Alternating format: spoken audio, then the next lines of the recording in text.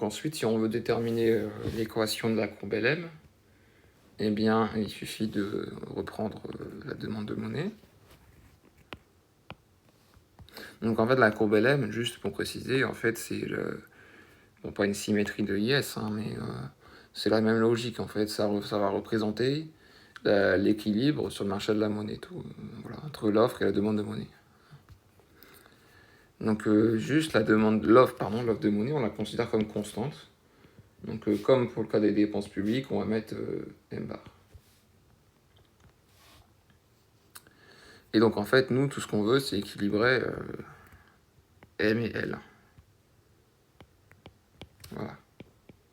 Donc ça, c'est équivalent à dire que LYY plus LRR plus L0,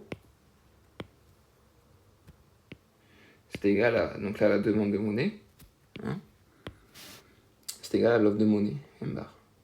Voilà. Et donc, comme pour Yes, en fait, ce qu'on va chercher, c'est isoler Y. Et donc, pour ça, tout ce qu'on a à faire, c'est isoler dans un premier temps LYY.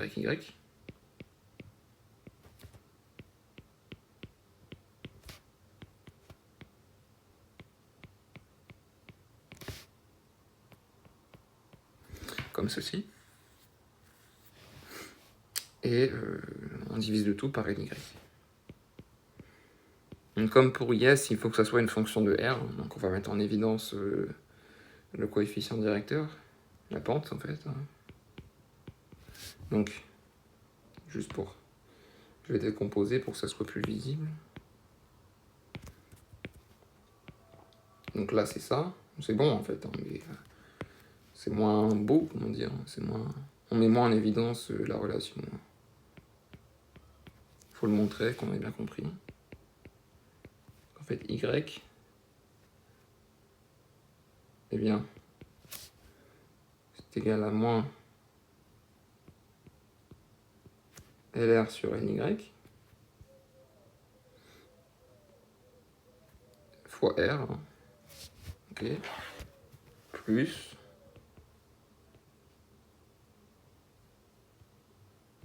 M bar moins 0 sur Y. Et donc ça, en fait, c'est LM.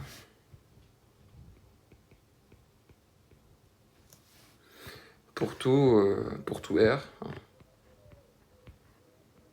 pour tout R supérieur au taux d'intérêt de la trappe à liquide, au taux d'intérêt minimal, en fait, minimum. Donc du coup, mine.